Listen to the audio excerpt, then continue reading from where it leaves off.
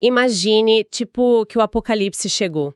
Uma força cósmica e totalmente interdimensional tá rasgando o tecido da realidade, ameaçando devorar a humanidade inteira. Aquela premissa clássica de fim do mundo, né? Pois é. Só que pensa bem, a nossa última linha de defesa não é o exército.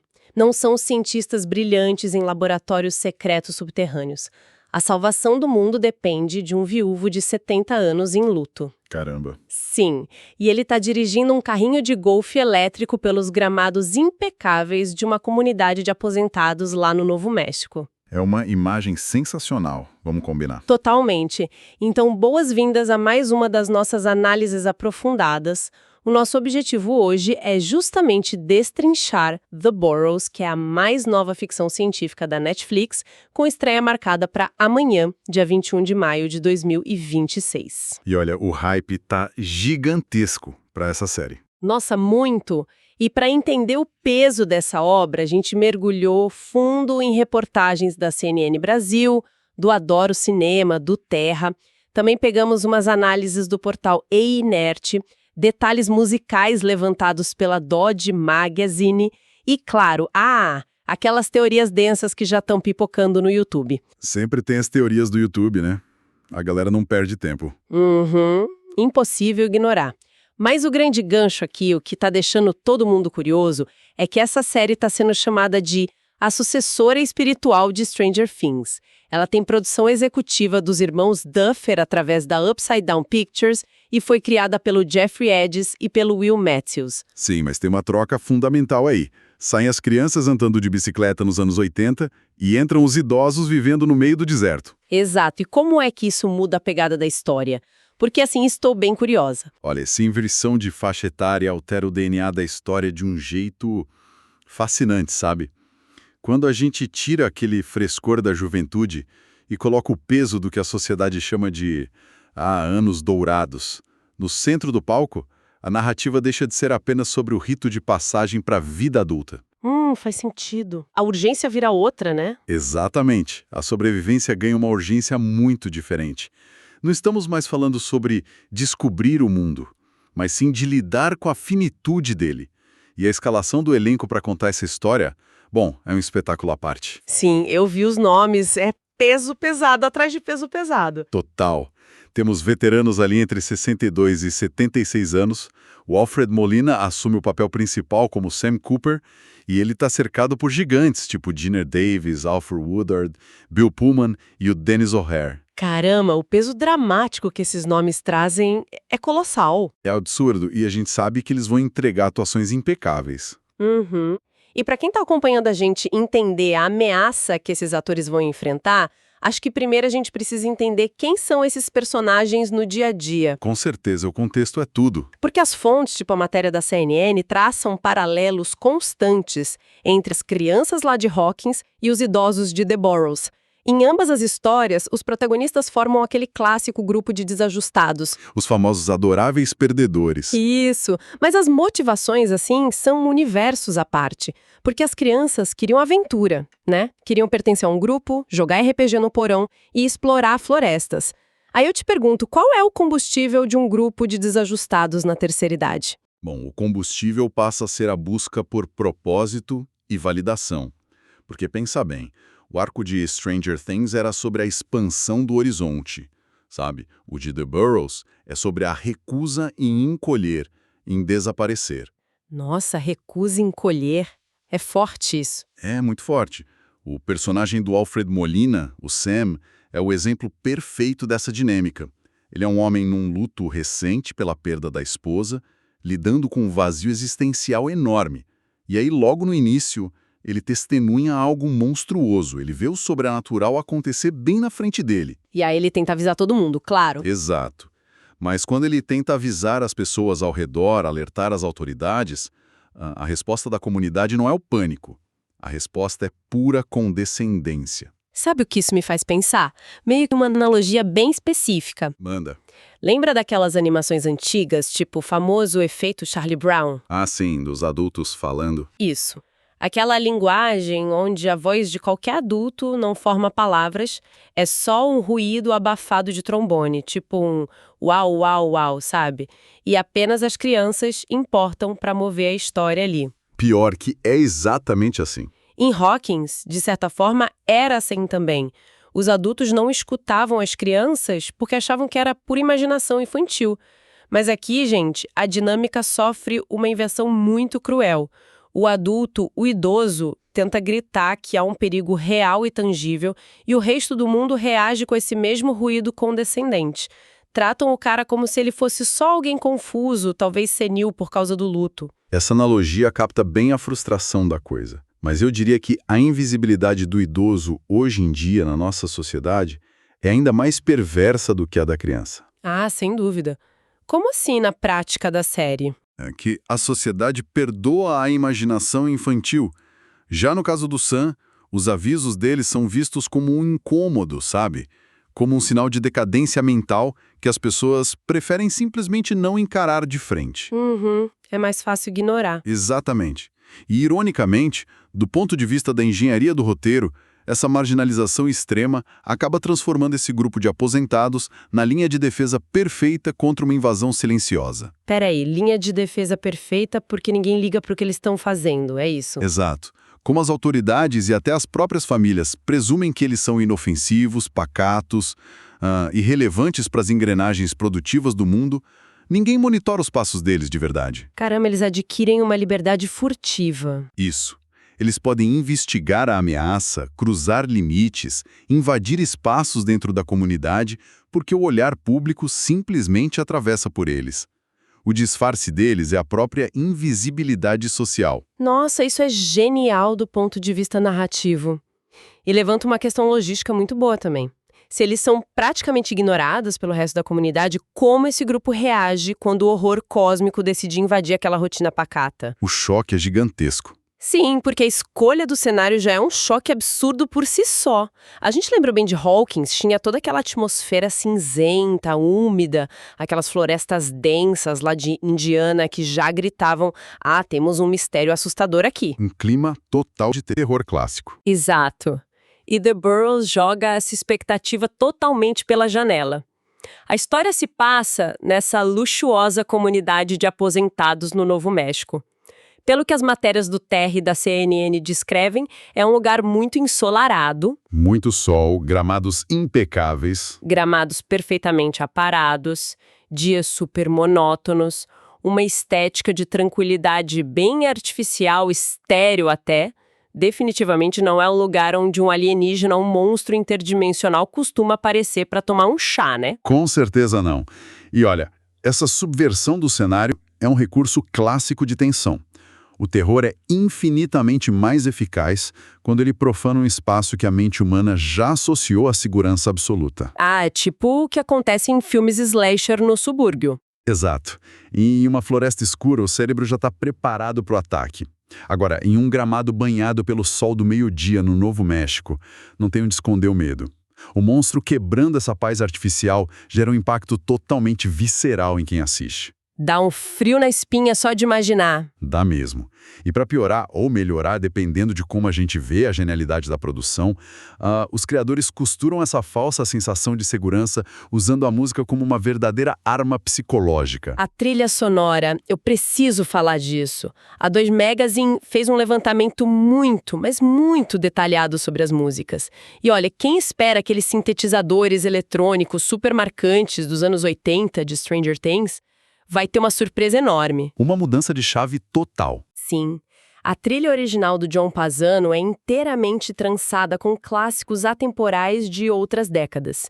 Tem Bruce Springsteen com Thunder Road e Born to Run, tem Etta James, Santana, Earth, Wind and Fire, Johnny Cash. Só pedrada musical. Pois é. E é uma seleção que não apenas invoca a saudade, mas parece que carrega o peso de uma vida inteira já percorrida. É brilhante. O uso dessa trilha cria o que a psicologia chama de dissonância cognitiva. E isso é aplicado de uma forma magistral no audiovisual ali. Segura um pouco aí. Dissonância cognitiva. Na prática, para quem está com os olhos pregados na tela, a gente está falando daquela sensação de pane no cérebro. Aquela aflição quando o que o ouvido está escutando não bate de jeito nenhum com a desgraça que os olhos estão vendo. É a definição perfeita dessa pane. O cérebro entre um conflito imediato. A trilha sonora do Earth, Wind and Fire, por exemplo, transmite uma sensação familiar, um conforto rítmico. Da vontade de dançar. Exato, traz uma lembrança boa de um passado vibrante. Só que enquanto isso, a imagem na tela está mostrando uma força alienígena grotesca dilacerando a realidade no meio de um clube de campo. Meu Deus, que bizarro! E esse conflito entre o som aconchegante e a imagem repulsiva potencializa o terror, porque desorienta a audiência. A gente não sabe se deve relaxar ou se deve gritar. Nossa! E tem um ponto sobre essa música que me deixou muito com a pulga atrás da orelha. A gente foi analisar algumas teorias que aquele canal Nazari Eye Drama publicou no YouTube e existe uma hipótese muito, mas muito provocativa rondando a trama. Ah, eu adoro essa teoria. Pois é, o vídeo sugere que os poderes, ou pelo menos as ferramentas que esses personagens vão utilizar contra a ameaça, estão diretamente ligadas às memórias mais profundas deles. E se isso se confirmar, essa seleção musical não é só para dar aquele conflito no cérebro que você mencionou. Não é só nostalgia barata. Não, de jeito nenhum. A música seria literalmente o combustível desses poderes. Mas a minha dúvida sincera é, mecanicamente, como isso funcionaria sem parecer ridículo? Tipo, uma música tocando num rádio velho vai soltar um raio laser cósmico para destruir o monstro? Não. A mecânica passa muito longe de raios laser saindo de aparelhos de som. Graças a Deus. Ah, ufa! Pois é. Se a gente seguir a linha das análises e do material que os próprios criadores divulgaram, o sobrenatural na série é uma força que tenta subjugar a mente e a vitalidade das pessoas. É um ataque mais sutil. Isso. Sendo assim, o combate não é apenas físico, é uma guerra de atrito mental e emocional. A música funciona como uma âncora. Uma âncora de identidade. Perfeito. Quando o idoso, como o Sam, escuta a melodia que tocou no dia do casamento dele, ou a música que ele ouvia quando sentia que o mundo estava aos pés dele aos 25 anos, isso gera uma onda neurológica de vitalidade. Entendi. O combustível é essa onda emocional, que se traduz em resistência física e clareza mental contra uma entidade que está ali tentando, basicamente, apagá-los da existência. Cara, então a memória serve como um escudo contra o apagamento. Isso muda totalmente a escala do confronto. Deixa de ser só tiro, porra de bomba. Com certeza. Ganha uma profundidade absurda. Mas, já que a gente tocou na palavra confronto, a gente precisa entrar num ponto que, lenda no papel, juro, beira o cômico. A logística de movimento da série. Ah, os veículos. Isso é muito bom. Sim, porque para combater esse horror, eles precisam explorar o cenário, precisam fugir, investigar, e a forma como isso acontece muda absolutamente toda a dinâmica de ação. Porque assim, as bicicletas de Hawkins viraram um ícone pop inquestionável, né? São o símbolo da série. Exato. A bicicleta é a primeira sensação real de expansão de território que a gente tem na vida, de liberdade. É o vento no rosto, a capacidade de pedalar o mais rápido possível e deixar o perigo comendo poeira. Só que em The Burrows, a produção trocou isso pelo veículo símbolo da aposentadoria. O carrinho de golfe. A transição perfeita. Sinceramente, como é que uma perseguição de carrinho de golfe não vira um esquete de comédia pastelão daquelas bem bobas? Seria uma comédia pastelão, se a série tratasse a limitação física como piada. Mas os showrunners, o Hades e o Matthews, já garantiram em entrevistas que não é o caso. O terror nasce exatamente da impossibilidade, sabe? Impossibilidade de fugir, você disse. Isso. Porque a bicicleta representa a fuga, a agilidade de escapar por um beco estreito, aquela força bruta dos pulmões jovens trabalhando a 1000 por hora. Já o carrinho de golfe impõe uma restrição física avassaladora narrativa. Nossa, verdade. É um veículo totalmente exposto. Ele é lento, aberto, super desajeitado. E o mais crucial aqui, quem está dentro dele muitas vezes não tem a vitalidade para simplesmente pular fora e sair correndo a pé numa situação de desespero. Caramba, a restrição vira uma prisão em movimento.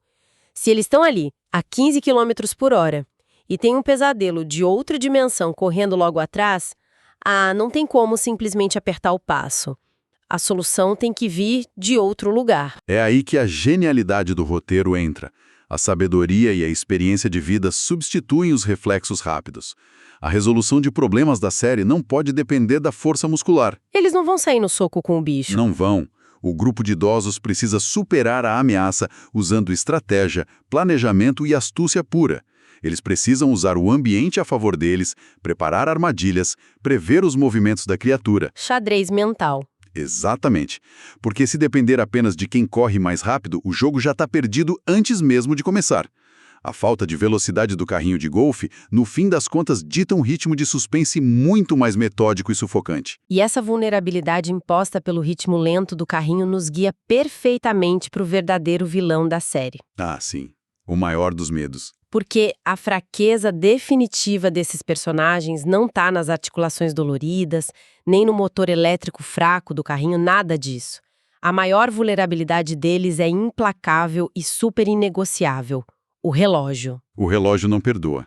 Lendo os materiais do Adoro Cinema e da CNN Brasil, fica claro que o objetivo dessa força extraterrestre revela o aspecto mais cruel da trama inteira. Essa entidade não está interessada em conquistar o planeta Terra para sugar nossa água ou escravizar a raça humana. Ela quer roubar o tempo das pessoas. E é aqui que a ficção científica atinge o nervo exposto da nossa realidade, sabe? Porque para quem já está na reta final, vivendo o que sobra daqueles anos dourados, o tempo já é de longe o recurso mais escasso. O mais angustiante e precioso de todos. Sem dúvida. A genialidade da premissa reside em materializar um pavor totalmente abstrato. O medo humano universal do envelhecimento, da perda de dias, da proximidade do fim, tudo isso é transformado em um monstro físico, tangível e faminto. Dá muito peso para as cenas. Dá um peso colossal. Cada respiração, cada escolha que o Sam, a Judy, a Vané e os outros personagens tomam ganha uma dimensão épica. Para tentar traduzir esse peso dramático para quem nos escuta, é meio como se a gente entrasse num cassino às 3 da manhã. O jogo tá rolando a noite toda, a pessoa já aceitou que a madrugada tá no fim e tá ali, suando frio, segurando as últimas 3 fichas que restam da vida inteira. Uma baita imagem. Existe uma paz melancólica em saber que o jogo vai acabar, né? Mas, de repente, sem nenhum aviso, as paredes do próprio cassino começam a desmoronar em cima das mesas e tentam arrancar na força bruta aquelas últimas 3 fichas de quem já tem tão pouco. É o roubo do último suspiro. Isso. Porque, se pensarmos nas crianças de Hawkins, mesmo com a ameaça da morte iminente rondando a escola lá e o shopping, elas tinham o luxo subconsciente de ter toda a juventude pela frente. Havia promessa de décadas de vida a serem recuperadas se elas vencessem. Aquele sentimento de invencibilidade juvenil, né? Uhum. Os aposentados do Novo México não têm essa poupança guardada no banco. Eles estão lutando com garras e dentes, arranhando o chão por cada hora, cada dia a mais que lhes resta. A matemática existencial dessa história simplesmente não deixa nenhum espaço para erro. O desdobramento natural dessa metáfora incrível do cassino é que a crise existencial do envelhecimento ganha contornos práticos de vida ou morte. Deixa de ser teoria. Exato. O luto do Sam, por exemplo, deixa de ser apenas uma dor psicológica sobre como passar os dias vazios em casa e passa a ser uma cruzada violenta contra uma entidade que quer apagar até a lembrança desses dias. É quase uma vingança pessoal dele. Totalmente. A luta contra esse monstro é a recusa suprema em desaparecer de forma silenciosa. Não é apenas sobre salvar a própria pele. É reivindicar a autonomia sobre o capítulo final da própria história. Ninguém quer ter as páginas finais arrancadas do livro antes da hora. Nossa, e essa urgência de que cada segundo custa caro muda o tom da obra de uma maneira muito profunda. Fica claro que The Boroughs se afasta bastante daquele encanto juvenil, sabe? Daquela sensação de maravilhamento de andar de bicicleta no meio da névoa que a gente via antes. A atmosfera é bem diferente. Muito. As matérias deixam bem explícito que a série navega para um território muito mais sombrio e fatalista. Os irmãos Duffer, claro, sempre recebem aplausos por saberem como equilibrar momentos de aquecer o coração com aquelas cenas de horror absoluto. Nisso eles são mestres. Sim, e eles já avisaram que a série fará um uso constante de um humor bastante ácido. Mas os perigos são muito reais e não tem nenhuma garantia de que o elenco principal vai chegar intacto aos créditos finais. Então, como a gente pode ajustar as expectativas de quem talvez esteja indo, assistindo exatamente a mesma batida mágica e nostálgica de Stranger Things? Acho que o ajuste de expectativa mais importante para quem vai assistir é entender a diferença na fase da vida que cada obra explora, sabe? Como assim, na prática? Bom, a aventura em Hawkins é movida pelo despertar. É sobre desbravar o desconhecido, experimentar os primeiros amores, aquela dor inicial de descobrir que o mundo não é justo. A fase das descobertas, né? Isso. Já The Boroughs habita um gênero emocional focado no legado e na mortalidade.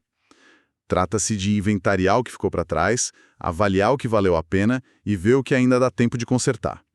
E o humor que a produção utiliza reflete isso perfeitamente. Não é aquele humor bobo, então? De jeito nenhum. Não é aquele humor inocente de pré-adolescente soltando o primeiro palavrão ou rindo de uma piada boba na escola. É um humor autodepreciativo, seco e muitas vezes bastante cínico. Entendi. É tipo aquele riso cansado de quem já passou por quase tudo nessa vida e, não se assusta mais com facilidade com qualquer coisa, certo? Precisamente. O humor ácido aqui funciona como uma armadura incrivelmente espessa.